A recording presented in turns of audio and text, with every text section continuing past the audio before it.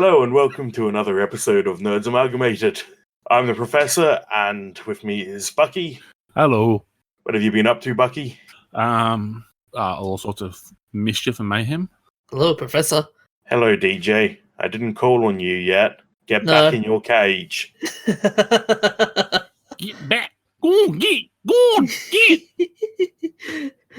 So what have you been doing? Who are you talking to, me or him? The DJ. Because he jumps in and demands that we talk to him. So what's he been doing? Because you've been silent, so that's why I was like, what the heck happened? Well, we take it in turns, remember? We discuss this at the start of every episode. I already asked Bucky. Who else am I going to ask? Well, I was just making sure because the DJ just interrupted, so... It's all about me. It's all about me.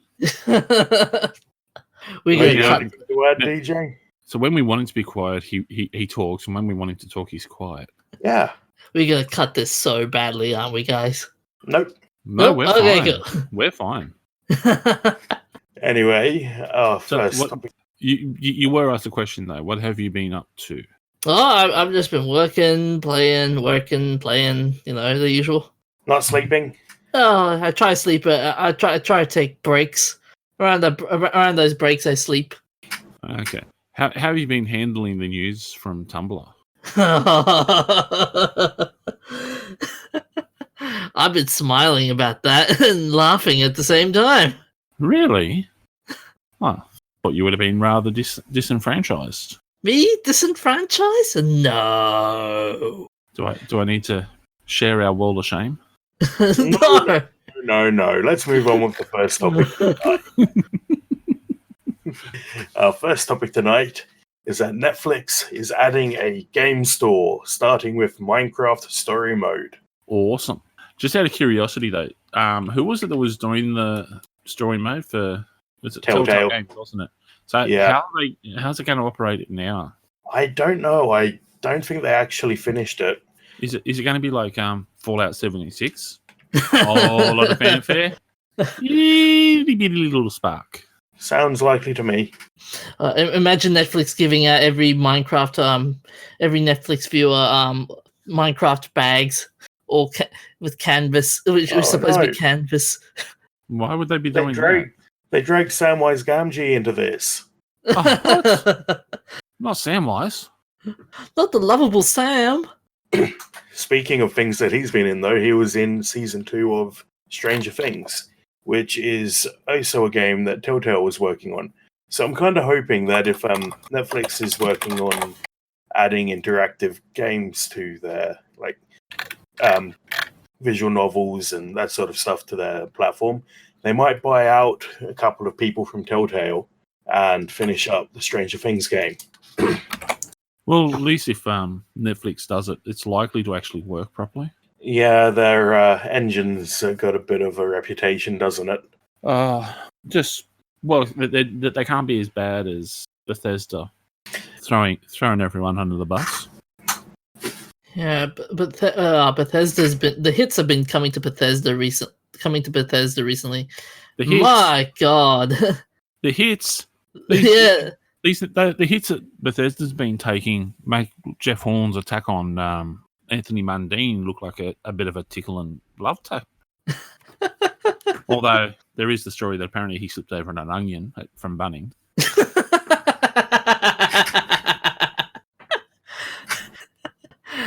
So now he learned. Because of that, onions go in before the sausage. Is that the right rule or the wrong rule? I don't know. I'm feeling kind of dirty just because of the way you said it. It stops the onion sliding off the top. I liked how that whole thing became a national debate. My desk is next to the workplace health and safety guy.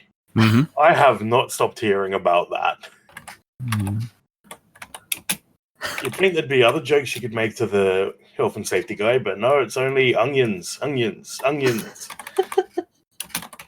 So, how close is he to getting postal? Are we likely to hear about a mass murder at your workplace? He's about to take a year of leave. Wow. He is pretty close to going postal then. after he goes away on leave, just make sure you check all your PowerPoints and everything. Make sure that he hasn't gone in with the file. Yeah, but with the Netflix going into doing the Minecraft story mode thing, so how many episodes have they decided?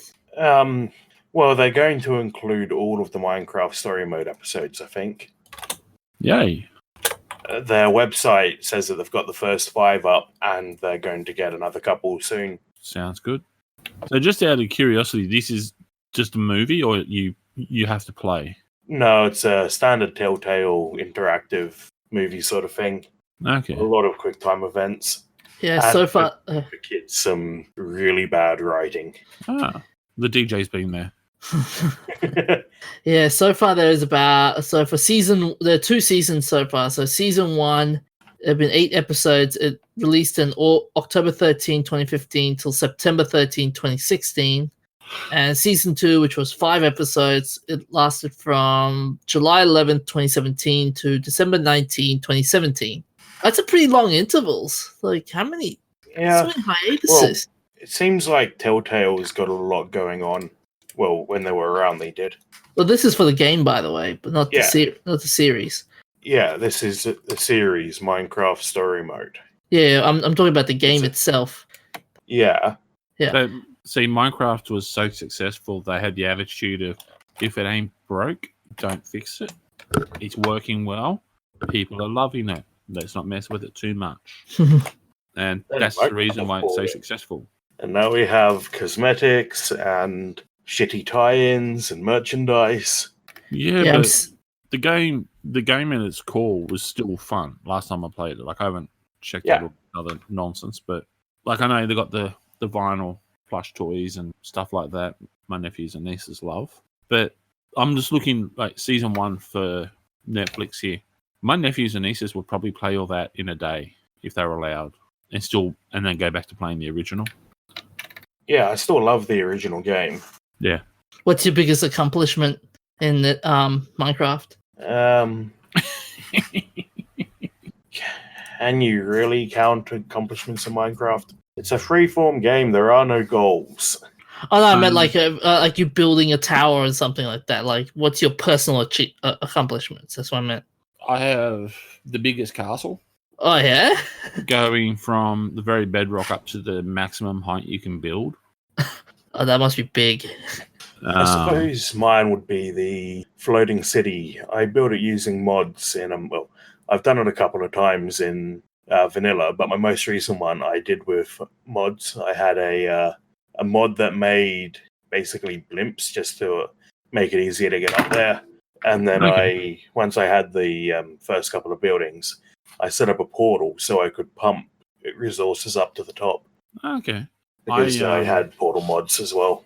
I had a floating tower, and if you were just in normal mode, the only way to get up to it was in the waterfall that I had running down through the middle. Oh, yeah. Which my nephews and nieces all love. I wish I knew what seed I used years and years ago. I was just walking around with my friend, and I found a village, and behind the village was an archway, and through that archway was a sinkhole with a waterfall coming off the side into it. Mm-hmm. I could make a new one myself, but it was a very nice natural design. You played it, DJ? Nah, it never interested me, to be honest with you. Shun. It's like Fortnite. He talks about it, but he still hasn't gone there. But I've seen a lot of projects people have done on Minecraft. I think my last one was when someone made a Nintendo Game Boy on Minecraft. Oh yes, that's incredible. They've reprogrammed an emulator to play Pokemon Red in Minecraft using just the command blocks. I've seen someone did a replica of Hogwarts in Minecraft, and someone actually used that as a template for making a gingerbread house. Oh, that must have been epic. They used, I can't remember how many hundreds of pounds of gingerbread to make it, but yeah, it was looking pretty good. Yeah, there are some really cool projects that people have done. What was the other one? Someone made Nintendo 3DS. Functional? What's up? Functional? I think it's functional, yeah. Oh, I actually really enjoy seeing the CPU videos. I've made a railway tunnel that goes underwater, like a roller coaster, with my castle. That's like the biggest one going, like where it goes from the very bottom bedrock to the maximum height. I have a roller coaster. It starts off at the top and it drops down, and it actually goes into the water. And I have a glass tunnel around it, so it actually goes down and then keeps driving and goes down through into the bedrock and then back all the way up to the very top. I can't get it to do a loop-the-loop, though, unfortunately. No. That would be really cool in the latest updates, though, because there's actual, like, sea creatures now. Yes. My nephew's got race cars and go-kart. With a mod pack? Yeah, I think so. Oh, yeah. They've actually, the latest major update was Update Aquatic. Okay. I think they renamed it, actually, to something else because they merged two updates. But a lot of the features were things like coral and fish. Cool. Hang on a second. Update. I really need to get back into that. I haven't played it in like a year, but I still follow all of the news for it. The Temptation's it's official. The professor is going to play Minecraft again. The Temptation's I could boot it up right now. How can you say it's official? He hasn't said he's going to. He's just said he's thinking about it. Well, he really wants to now. Are you going to be a bossy bitch again? Nope. But you guys are sold on the idea of watching the new one, watching the new Minecraft movies, or series. No, the writing's crap. But I do like the idea of Netflix having these sorts of this sort of content. Yes, I definitely like that idea. Yeah, I agree with you guys on that one. Yeah, well, let's just hope Telltale Games survive, grows again, if possible. No, because they were bad people, apparently. Management was horrible. Yeah. Why would you want to wish that on people? Yeah, just let the best of them get bored out. I agree with you there, guys. So, anyway, let's move on. Who was Henry Sutton, Bucky? Henry Sutton was, to put it bluntly, a dead set legend. He was... Actually, I've forgotten. He was born in Ballarat. He was an inventor with a wide range of designs and innovations. And a cool moustache. Yes. You gotta respect the moustache, guys. Respect the moustache. Well, we are. You're the one making fun. Oh, I'm not. I'm just saying, respect the moustache. Anyway, moving along.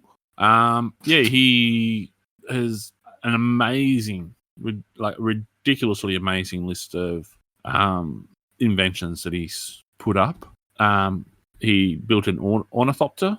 He experimented with heavier than air flight, sorry. He's got over 20 different telephones and all sorts of really, really cool things like that. He also invented a telephone, which was the precursor to the television, after having a chat with that other amazing person, Nikola Tesla. So, yeah. He's also got... he was one of the guys who originally developed a rechargeable battery. Ah, cool. So he's one of those unsung heroes that we need to jump up and down and say, hey, we got brilliant guys here that need to be recognised. So, yeah, he's the Australian answer to Alexander Bell and Thomas Edison, but more of a Nikola Tesla approach.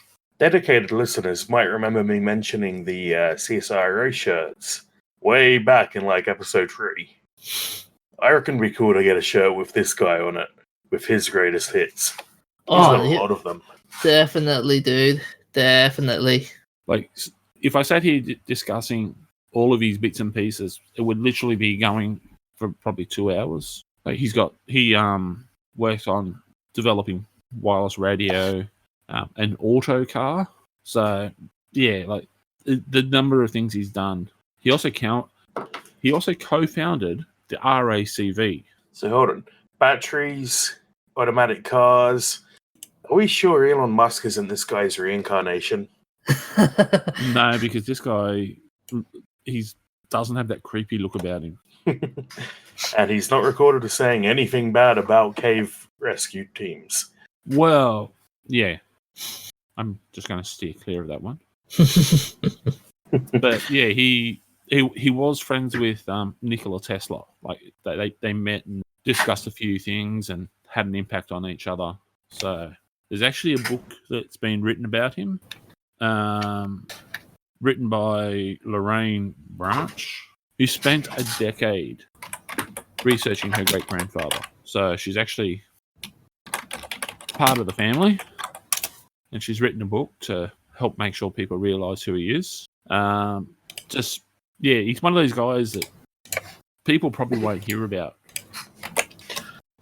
But to tell you how cool he was, though, he wrote a paper on the theory of heavier-than-air flight at age 14, which was published by the Royal Aeronautical Journal of Britain several years later.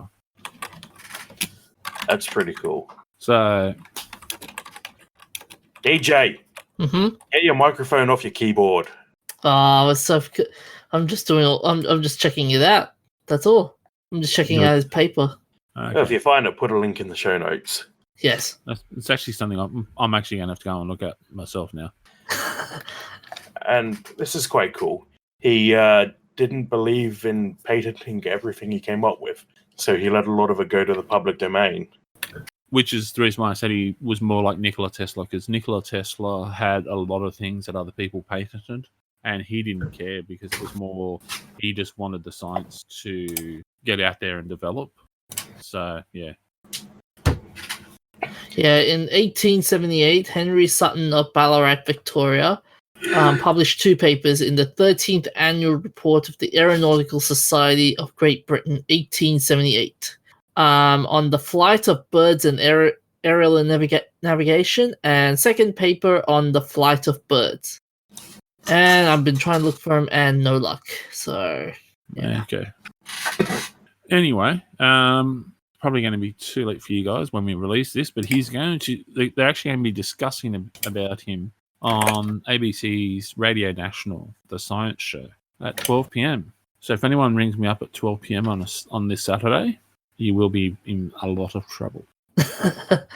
And if you miss it, it will be on the Radio National website, probably. More than downloadable likely. as well. Yeah. Possibly. Hopefully. It's that'd be cool if they brought up the music store that his family lived in when he was doing all of this and learning about everything, and made it into a museum to him. It would be cool. One thing I wish they would do is put a mention of him in the Australian War Memorial, because he also helped to build a torpedo. He designed it and built it. So we've got to start giving a shout out for our Australians that have developed so much brilliant technology, such as the Hills hoist. The collapsible, actually, here's one for you. The collapsible stretcher trolley bed that they use for ambulances, designed by an Australian. Oh, yeah? Yeah. Americans don't like admitting that. They get a bit upset. So who was the inventor? I can't remember off the top of my head. I feel bad for that, and I apologise, but yeah. I think, wait, I've got the patent. God bless Google. Patent number, so it's US 8770615B2. Inventor was Ilan Ba Noi and Hava Ba Noi. Okay. That's the gurney. The collapsible wheeled stretcher. Okay. Yeah. Anyway, but yeah, that I'll have to go and look into this a little bit more. But yeah, it's just it's one of these things the Americans try to say that they did it first. But yeah, we had stuff like that out here before, a long time before they did. Because yeah, like it goes back to a long time before that the Americans did. It's kind of like the pavlova. The Kiwis try to say they did it, but we did it better and did it first. Yep. Well, the same with pizza. Far Lap. Yeah. You're going to confuse him now. I don't think he knows who Far Lap is. Oh, I do know who Far Lap is. It's the champion horse. It's even his death was a mystery. They've got his heart in the museum. Yeah, they're still conspiring on what killed him. No, it was found out a couple of years ago. It was either arsenic or cyanide. He was poisoned. Well, they worked out it was an accidental overdose. Okay. Because back in the day, they used chemicals like arsenic and cyanide as medicine, and they managed to cross-reference the presence of poison in his hair, which was a certain length from his skin, which meant that it had grown 2 days before or whatever, with the feeding logs from the what do you call them? The stable hand. Yeah. Farrier, something? I don't know. Stable hand, not the farrier. Farrier is the one who does the horseshoes. Oh, yeah. So they cross-referenced it with the stable hand's notes and found out that they'd been feeding him whatever it was as medicine and overdosed him. Okay. The other word might have been groom. Yeah, that might have been what I'm thinking. So you have the head groom, which is the guy in charge of the stable. So forth. Not the head of the groom of the head. No. Which, yeah, because when you start looking at that, they groom the entire horse, not just one part. That's fair. My mum and dad love horses quite severely, so. So your mum's a horse girl. My mum is a Clydesdale girl. Oh yeah, Clydesdales are good. She loves the heavy horse. If I'm ever doing something wrong and I want to get out of trouble, I just get pictures of Clydesdales and put them up. Every time. You need to turn your bedroom into like the stereotypical horse girl bedroom with posters everywhere. Then whenever she comes into your room, she'll be like, "Oh, yeah." If you ever come over my place, you enter the lounge room. There's Clydesdales. She's got statues and paintings. Your mum definitely is a horse girl." She's even got some of the brass showpieces off of one of the show champions from the Royal Easter Show back when she was young. Anyway, we're getting a bit off topic here. So Dicks. Yeah. We started with Henry Sutton and we ended on Clydesdales. Yes. So, what do you bring to the table tonight, DJ? Well, so I've got news about Bond 25. Basically, Bond's the 25th Bond film. It was supposed to be directed by Danny Boyle, but he left because of creative issues. So now it's being directed by Cary Fukunaga. Okay. What have they done? I know who Danny Boyle is, but I don't know Cary Fukunaga, however you say it. Fukunaga. Fukunaga. What was his last work? I remember he did another one. Beasts of No Nation with Idris Elba. That's the child soldier documentary, isn't it? Beasts of No Nation. No, it's a war drama film, but it is about child soldiers. Yeah, and just post up the thing. He what was the other? He did a couple of TV shows as well, like True Detective. He was involved in it. Oh yes, as the writer. He was one of the writers for it. But yeah, so Bond 25 will have Danny Boyle.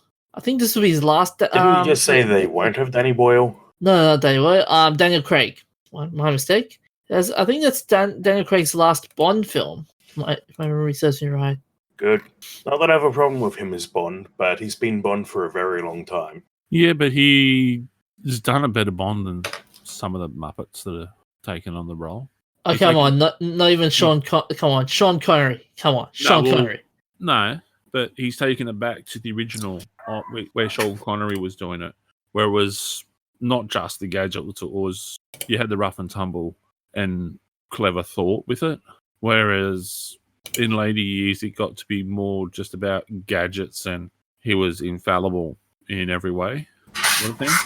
This is whereas Daniel Craig's going back to it's not a foregone conclusion, but he's still going to go out there and do really well. Yeah. So, in his recent interview on the Philippine newspaper, The Inquirer, He basically says, quote, in his first Bond movie, Casino Royale, he, stating Daniel Craig, brought an incredible amount of vulnerability and humanity to the character, which was a big shift from Pierce Brosnan's run, in terms of which I can bring to change the character. Bond is on a character arc that stated that with Casino Royale that I will be carrying that on. There will be changes, I'm sure. As in any story, a character has to change in order in brackets to have a narrative. So that's what his plans are basically for the new Bond movie. So do we know about the plot or where it's set? There hasn't been any word on what the plot is and where it's set, but there has been talks that maybe Blofeld might be there. It's not anywhere in there in the rest of the article that you were just reading to us. Nope. Nowhere near it. But so they're saying that Blofeld might be in it, and they might bring back the old cut. They might bring back Judi Dench at one stage. She's dead. No, she's not. Yeah, she is. They killed her in Skyfall. Yes. Oh, maybe in a flashback scene of sorts, but no, they're talking about bringing back Ben Whishaw's Q. Oh, okay, yep. That must be my mistake. Is that the young guy? Yeah. No, that was the old guy. Pretty sure that was oh no, that was it is the young guy, sorry. Yeah, it is. I was trying to work out how they're going to bring back the old guy because I think he actually is dead in real. The hologram him. Llewellyn. The hologram him. But I don't know, man. Like, I say, man. Like, I have to disagree on Daniel Craig being the best Bond. I mean, you can't beat Connery, man. I didn't say he beats Connery. Nobody said that. Okay. I'm sorry, but anyone could beat Connery. Have you seen how old he is? He's still pretty spry for an old bloke. Oh yeah, was he 91 or something? I don't know, but like, actually, the more I think about it, you used to go on about how Pierce Brosnan was the better one. No, I didn't. Yes, you did. No, I didn't. Yeah. Is by the way, Sean Connery is 88. That's 88, not 88. Yep. 88. Speak English. Well, yeah. So you liked all the Bond movies? Yes, I got them all. What's your favorite? You have to have a favorite. I gotta say, You Only Live Twice is right up there as one of my favorite. Yeah, that was actually a pretty good. That was actually a pretty good movie in its time. What about you, Professor? What's yours? I've got a bit of a soft spot for Die Another Day because that was the first one I saw. Okay.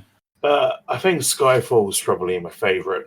Skyfall's up there in my list of the top movies. But yeah, I grew up with all the Bond movies, so even though they're before my time, like I used to watch them as a kid. So, and I've seen every Bond movie since I can't remember which one of Roger Moore's it was. There's Moonraker, For Your Eyes Only, Octopussy, A View to a Kill. I think it might have been A View to a Kill. I saw that at the cinema, and I've seen every other one since then. All of them since then at the cinema.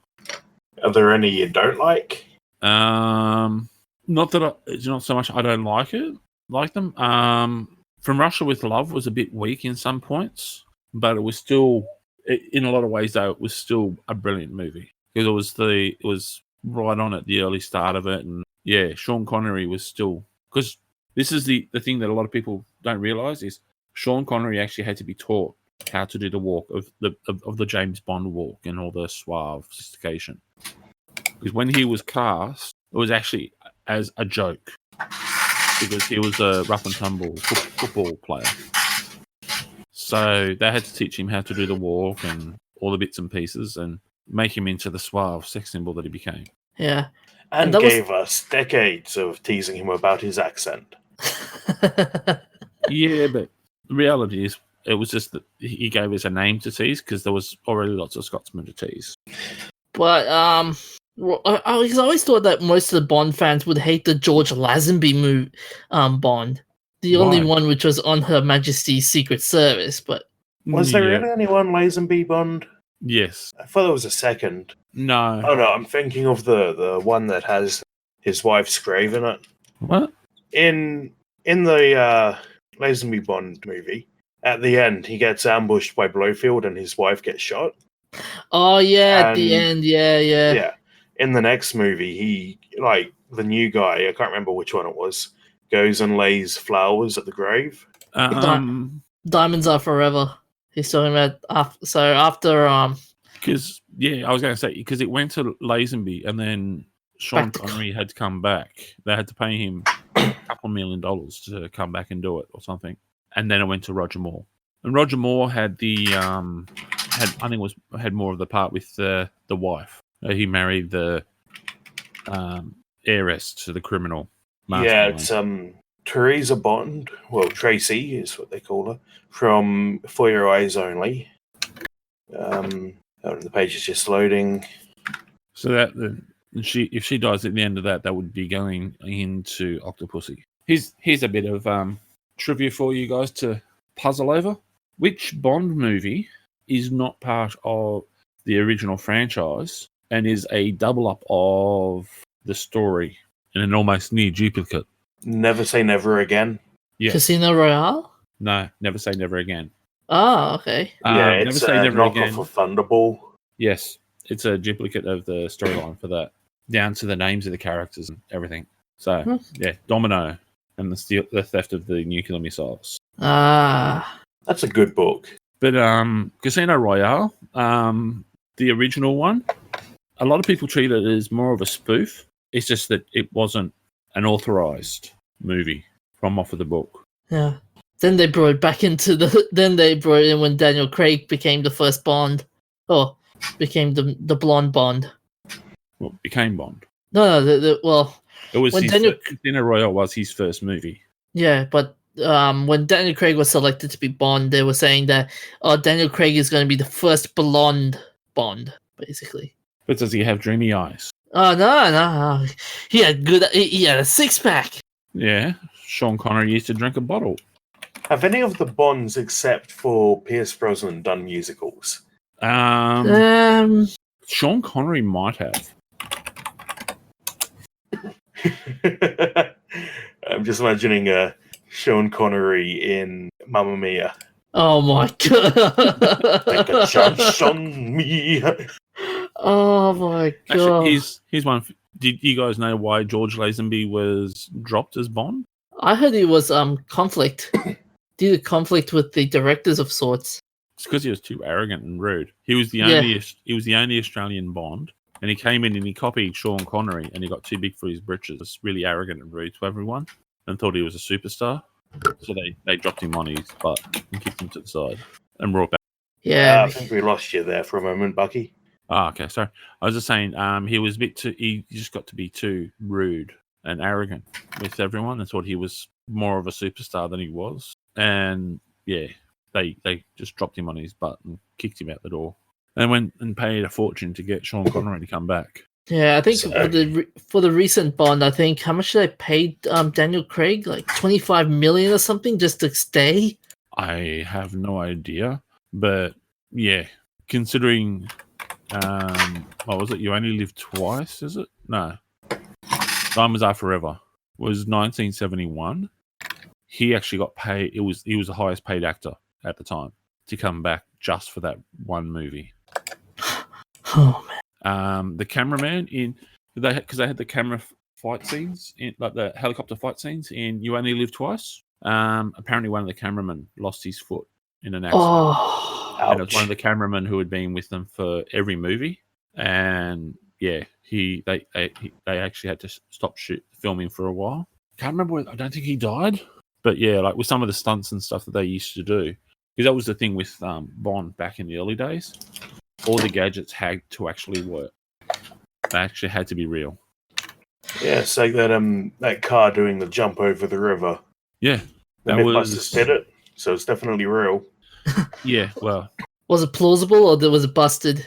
No, they actually pulled it off. Oh, that was the thing with the producers for James Bond back when it was starting, is they had the rule of all the gadgets had to be real and able to be operated. So that was the big thing.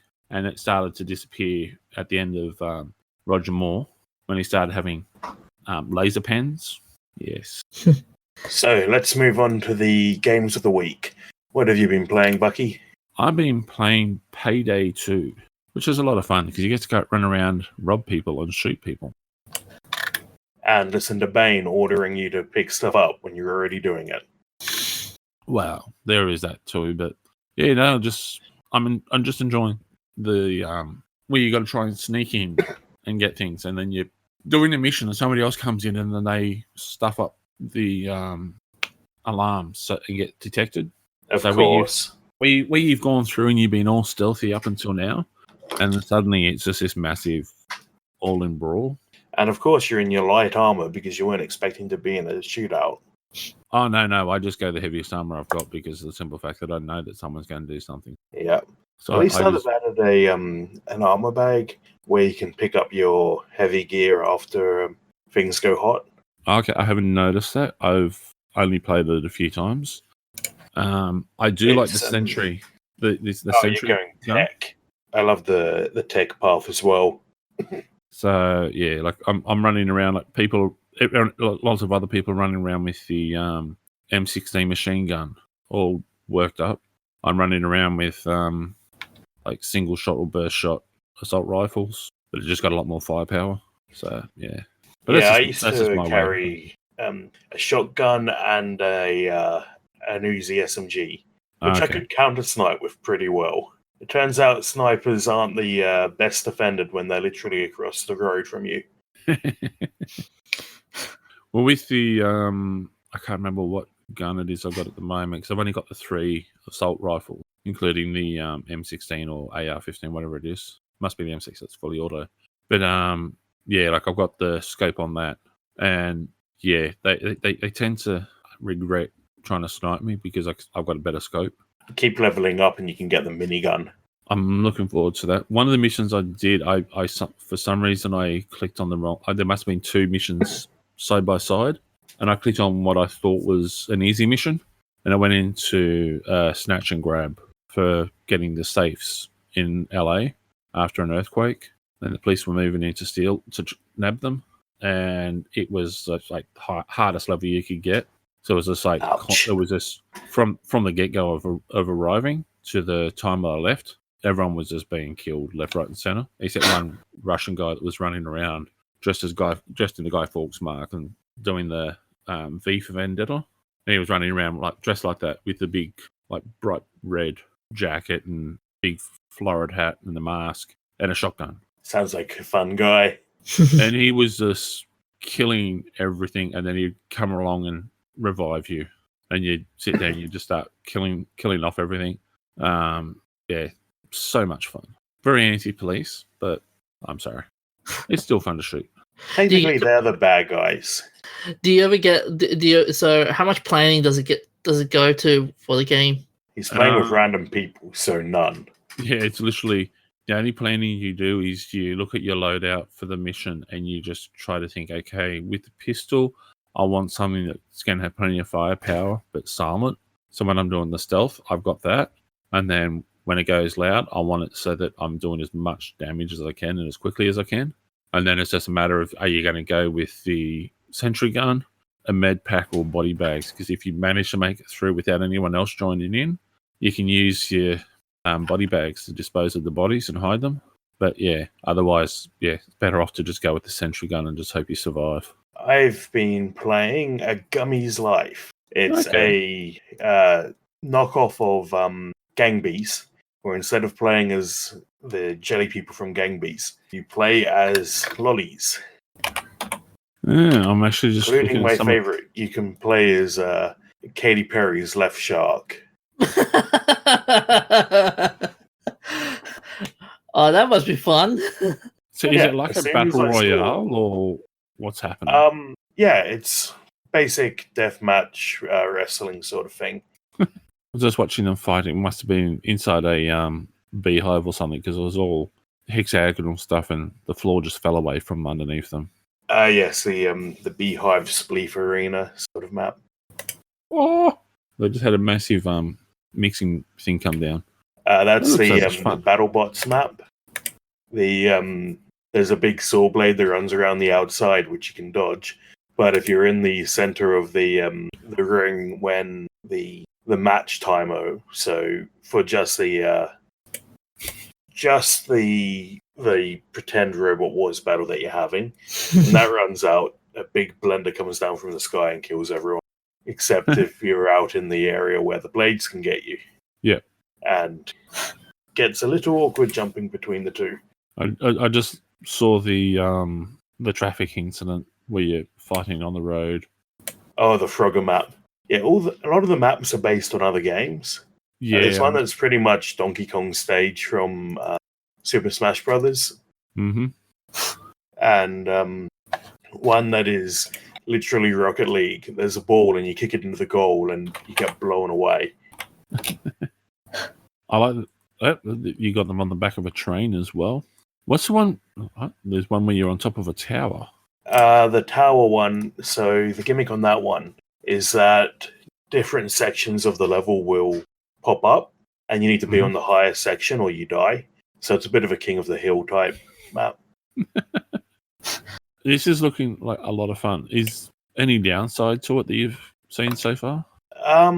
No, it's I don't think there's any real issues with it. I had a lot of fun playing it at the party I was at the other day. I like that it's got the gimmicks in the maps. Mm-hmm. And it's basically just Gang Beasts with a different skin, which means it's good in my book. Gang Beasts is a lot of fun. It is. The main advantage of this one over Gang Beasts is that we can run it on a Switch. We've got a tractor. Yeah, the zombie barn level. So there's a barn that zombies come out of periodically, and if they touch you, you die and turn into a zombie. And you can jump on the tractor and run around over everyone. The tractor looks insane. Oh yeah. Might have to get hold of this. Yeah, should maybe I should pick it up on my Switch and we can take it to the Christmas party, and then we can show those cat people who's boss. Be nice knowing you. Cat people fight on a different level. They have claws. And sharp tongues. Yes. As we discussed the other week. Unexpected throwback to last week. Throwback Thursday. You mean Flashback Friday? I say Throwback Thursday. All right. I was going to say today's Thursday, isn't it? Yeah, it's Throwback Thursday. Yeah, we wish we could throw you back, but anyway. Speaking of the DJ, what are you playing, DJ? I've been playing Darksiders 3, and it's been interesting, very interesting actually. So it's a sequel to the Darksiders 1 and Darksiders 2. Oh yes. God, my mind is blowing. How dare they do something like that, like calling it Darksiders 3 as a sequel? Oh, I don't know. You tell me. You tell me. But yeah, it's basically a hack and slash game, and it's been fun actually. I've been having lots of fun with this game. What was that one you said the other week? Mm-hmm. What was it you said the other week when we were talking about one of the games? Is it a MOBA? Wow, that's a huge throwback. Yeah. Wow, one heck of a throwback. No, it's not MOBA. No. What is a MOBA? Oh my god, let's not go there. They're not going there. No, we're not going there. So it's been years since Darksiders 2. Does this hold up? Yeah, this holds up pretty good actually. So the events of this game, it basically takes place in the beginning of Darksiders 1 and the events of Darksiders 2. So it's just basically retelling the four horsemen, which is war, death, strife, and fury. So Darksiders 1 was basically talking about from war's perspective. Darksiders 2 was talking about from death's perspective. Darksiders 3, talks about from fury's perspective, and it's a woman protagonist this time in the series. I don't know. Are we sold on it being a woman?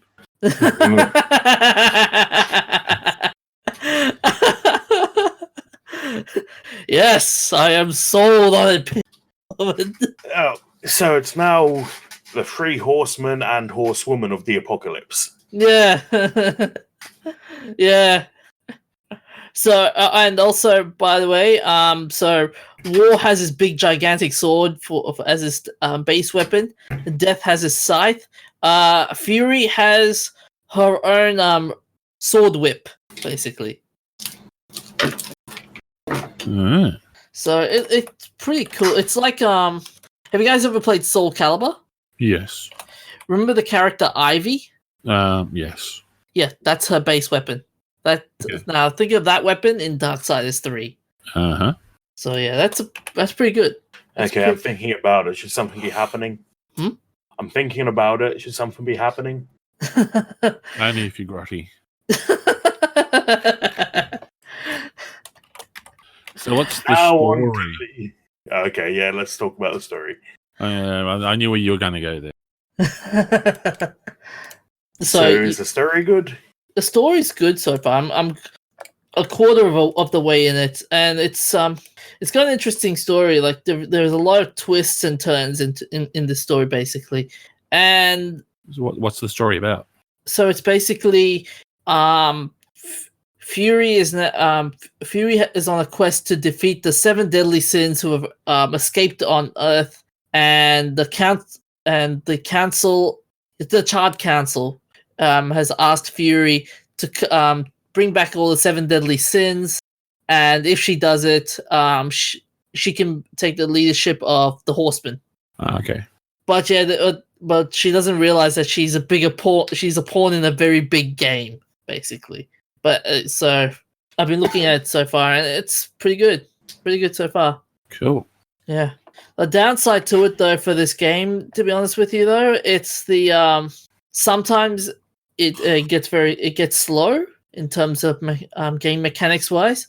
Like, for example, there will be some moments where you swing on a platform, and even though you press the right button, it doesn't respond correctly, and if you just die instantly, and you go, but I can't press the right button. Okay. So which is your favorite of the 7 deadly sins to battle? Oh, so far I haven't. Like I said, I'm quarter of the way in it, but So you haven't fought any of the 7 deadly sins? I fought Envy. Okay. So who have I fought? While you're looking that up, Yeah, which of the 7 deadly sins best represents you, DJ? Wrath. I love Buck's for Buck's laughter. How does wrath represent you? That would be a long conversation. I'm not interested. I'm not going to talk long. I don't want to talk in a long conversation. But you're like one of these like Chihuahua pups. But yeah, so yeah, I'm up to Wrath right now. Yeah. Okay. I'm up to Wrath right now, so that's the boss. But yeah, it's interesting. It's a good game, and I will say this to all the Darksiders fans out there: I got the Apocalyptic Edition, and it is a very, very huge box. Does it come with canvas? Does it come with a crappy plastic bag or a canvas bag? I didn't know boxes can come in canvases.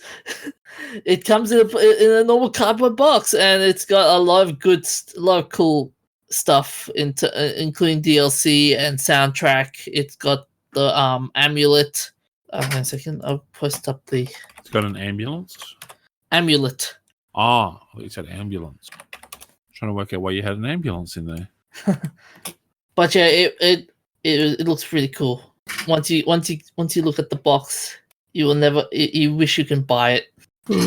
So it is. I think it's a huge box as well. By the way. What's your favorite physical item that came in the box? Oh, the wall scroll. Like a poster? Yeah, man. It looks really cool. And there are a couple of other stuff as well, like the steel book as well. There is also the art book as well. Okay. Okay. Yeah. Got an answer to the question I was about to ask. Okay, I definitely love playing this game. So that's a very expensive special edition. Oh yeah, oh yeah. It was very expensive. Is this why you can't afford to buy games to play with us? Oh, what are you talking about? I'm still waiting for you guys to buy Fallout 76 and play with me, but I don't know. Well, we're I've still been waiting over for this. We're still waiting for Fallout 76 to be worth playing. I know, yeah. But yeah. I wish they did more to I wish there's a sequel. They finally finished the series, so yeah. So who's left? Pestilence? No, it's Strife. Oh. Strife is the last one. The last horseman. Yeah, are they going to call that Darksiders 4? Oh yeah, yeah. Is it going to be like 4 straight lines, or is it going to be an IV? Or is it going to be the other side of the dark side? You mean from the Angel's point of view? No, I mean kind of like Far Side Comics. Nah. You don't know Far Side? Nope. Never read it. Yeah. While we mourn the DJ's lack of knowledge, let's move on to the shout-outs. Yes. We have 4 famous deaths for you this week, all occurring on the 5th of December. In 1791, Wolfgang Amadeus Mozart, made famous by the song Rock Me Amadeus, dies in Vienna at 35. I like the fact that you think that's why he's famous. Hey, I have a good musical education. Uh-huh. In 1870, Alexandre Dumas, the French author of The Count of Monte Cristo and the Three Musketeers, dies at 68. I've got The Count of Monte Cristo on my bookshelf here. It's about 1,000 pages of a guy getting revenge. Like, at some point, you gotta let the grudge go. In 1926, Claude Monet, the French impressionist, dies of lung cancer at 86. And in 1973, Sir Robert Watson Watt. I was hoping one of you would take up the Watt and repeat it or something. Scottish physicist who pioneered radar and radio direction finding, dies at 81. What was that?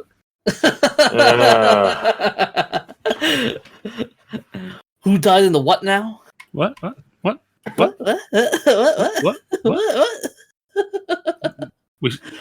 We should be playing Macklemore in the background. Yeah. Please no, now we'll have that horrible the snippet of that they use for the Suncorp ad stuck in my head.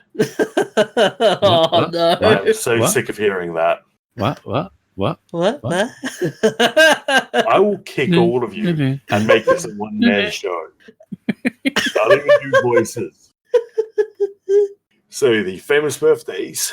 On the 4th of December, 1865, Edith Cavell, a British nurse, celebrated for saving the lives of soldiers from both sides without discrimination and helping some 200 Allied soldiers escape from German-occupied Belgium during the First World War, was born in Swardeston in Norfolk.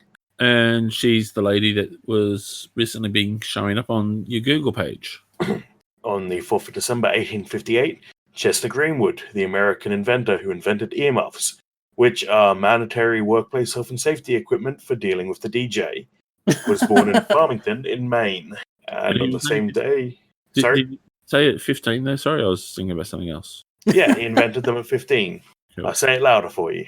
That's right. I just had to change my earmuffs over.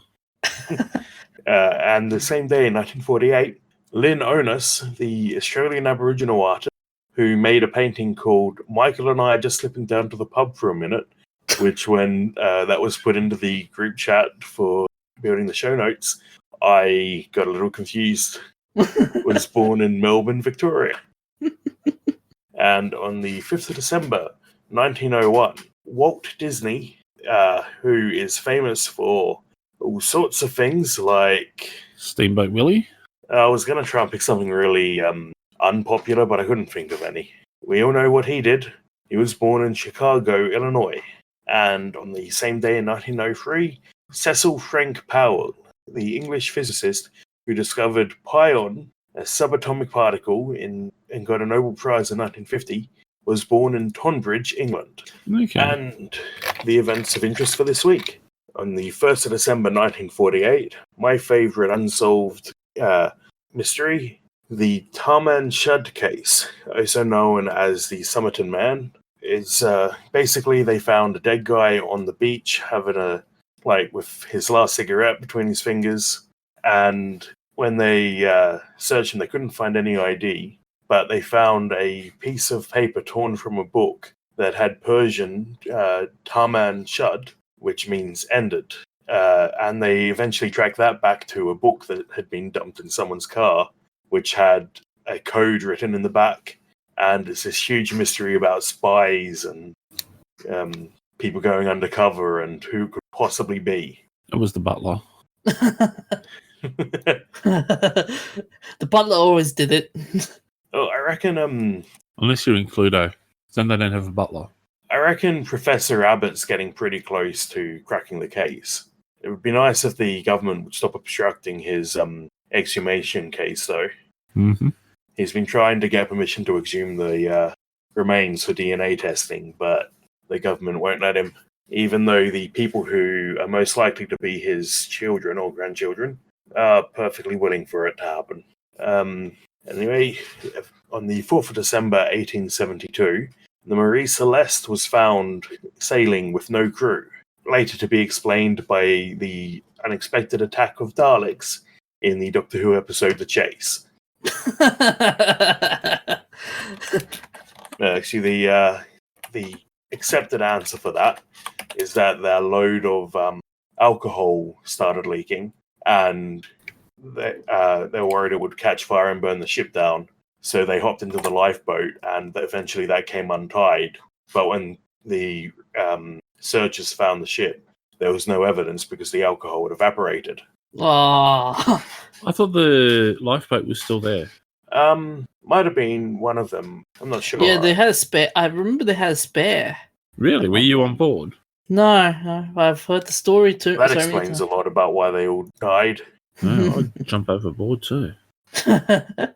And the same day in 1991, Pan Am, the famous airline who carried people to the space station in 2001, A Space Odyssey, ceased operations after 4 years.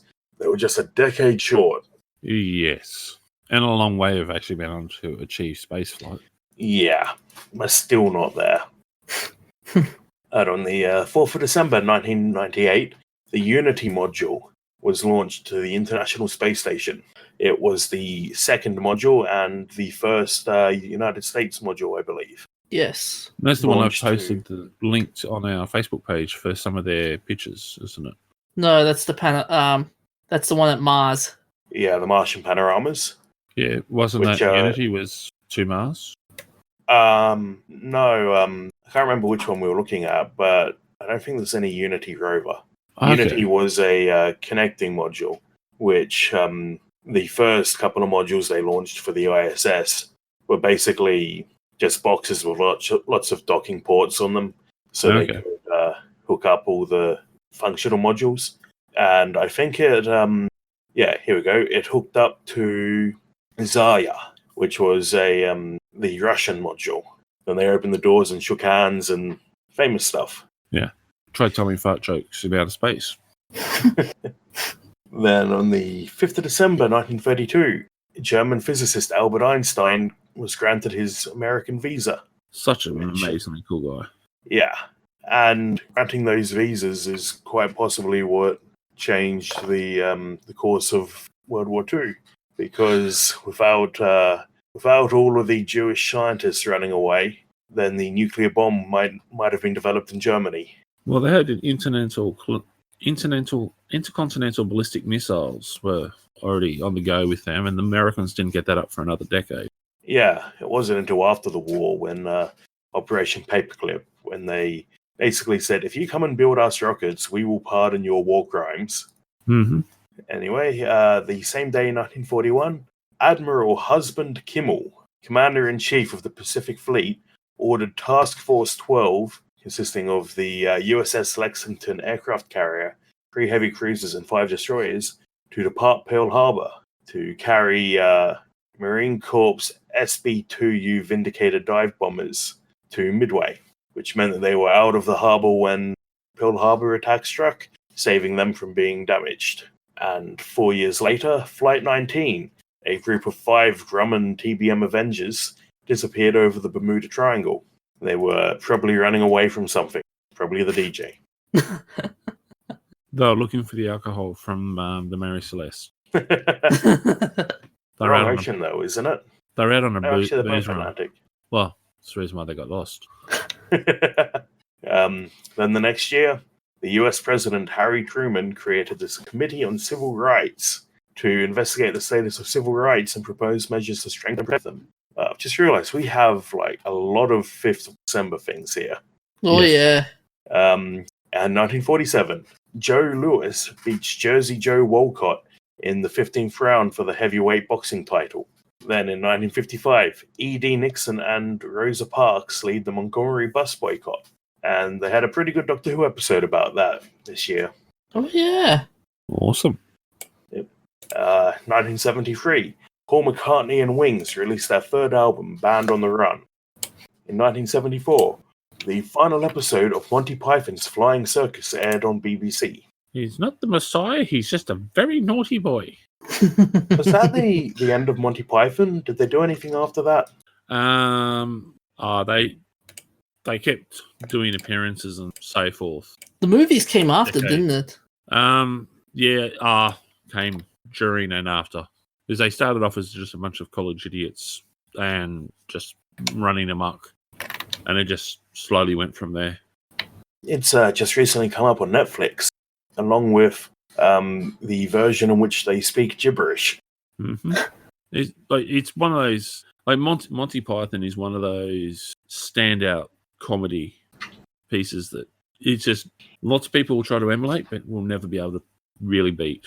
Actually, I think I'm going to piss some people off here because I just double checked and it is actually in German. The description on Netflix made it sound like it was a made-up language. That would be the guys from Monty Python just having fun. Yeah, I thought that's what the joke was. Yeah, it probably is. They probably did it to make it so it would be gibberish. But it would be in German. They pay down the Germans a lot. Yeah, can't pay out on them too much, or someone will get their knickers in a knot and have. Do you think that these guys really care? These are guys who, back in the 70s, penned the Lumberjack song and made it famous and did it on BBC and got away with it. Yeah, they got away with a lot for the time period. Oh, yeah. Yes. And I have to say, the Lumberjack song is one of those ones that I can still play in the house. Both of my sisters-in-law will laugh at it. Both of my brothers will laugh at it, and all my nephews and nieces. My mum still lets me get away with doing that. And for those who don't know the Lumberjack song, I'm not going to sing it. You have to look it up on YouTube. Yes, we're not going to earn our explicit rating this episode. Well, it's not so much the explicit. It's just it's you got to have the whole like the support cast singing with you because that makes it fun. Okay, so 28 years later, The Lord of the Rings: The Two Towers came out in 2002, starring Sean Astin as Samwise Gamgee, who we were talking about earlier. Come on, Mr. Frodo. I wonder I wonder if Sean Astin spoke like that in the New York premiere. Well, you I don't know. You could find a video. What accent does he use in Stranger Things? He's been in so many different things. He's one of those. He lost his accent for a lot of stuff. Yeah. He's actually quite a talented actor. Our last event for the night is in 2014, Exploration Flight Test 1. The first flight test of Orion launched. Awesome. Nice. Yeah, it's a big effing rocket. For those times when you seriously need to kill a spider, this thing puts out enough firepower to do it. I actually saw a Reddit comment today saying that they want to be cremated by being placed in the flame trench of a rocket launch. Yeah, but you got to pick which rocket though, because otherwise you're only going to be half cooked. Got to remember to turn over halfway through. That's it. What is it? The Vulcan X from Elon Musk with the Falcon X. Falcon X with the 4 Saturn 9s. Actually, that's Falcon Heavy. We're thinking of, which is a bunch of Falcon 9s bolted together. Yeah. That'd be the way to go. Mm-hmm. And soon we'll be able to do that every day with the Falcon, not the BFR. Oh, so no, well, they renamed it a spaceship the other day. The BFR rocket. Yeah. Oh, it's called the Big Falcon rocket. Yeah. Yeah, but they renamed it a spaceship. Probably because they couldn't get away with saying big effing rocket anymore. Anyway, that's all these all non-nerds taking away our fun. Yeah, screw the PR department. The next thing they're going to be complaining about the BFG. Not the book by Roald Dahl. The gun in Doom. Well, we've already got people complaining about Doom for the melting pot of the universe comment. But anyway, that's all of our topics for tonight. Check us out on Facebook, Twitter, Stitcher, Spotify, iTunes, wherever you want, basically. And keep an eye on our Facebook page because we will be posting about a contest we will hold to win some of our merchandise. Yes, we're planning to do a bit of a goodies giveaway. And for the other contest, we will revive the contest to win a date with the DJ. You can have him for New Year's Eve. That's the main prize. The merch is the runner-up prize. No. The merch is going to be for our first anniversary. Yes. Oh, I thought we were doing it for Christmas. No. We've missed the deadline for that. And it was, right. It was the whole idea was originally it was going to be for our first anniversary, which isn't that far away. It's only a couple of months. Disregard this. I don't pay attention. It's all right. At least I'm here to keep things running. Yeah, Bucky knows what he's talking about. DJ doesn't. Oh, I do know. I just listened. I just listened to both of you, and I get most of the news from Bucky. Anyway, yes, let's wrap things up. So check us out everywhere I just mentioned, but don't check us out in the bathroom. So would not be a pretty sight. No. Yeah, so if they want to check us out on Twitter, they can find us on @Amalgamated, and if they got any feedback for us, then just email us at nerds.amalgamated@gmail.com. Send us feedback because was it Murder in the Land of Oz? Got that first negative comment the other day. Yeah, they made a big thing about it. We got one on the second week. Yeah, wasn't it from Tupac? Yeah, Mr. Tupac. Although it wasn't necessarily negative. It was more constructive. He actually did give us some feedback, and we appreciated it. I took note of what he said, and I've tried to incorporate some changes. Anyway, send us more so we can show off to the Murder in the Land of Oz girls. Well, not that we need to. Anyway, it's hooroo for me. Say goodbye, DJ. See you guys. See you next week. Dun, dun, dun.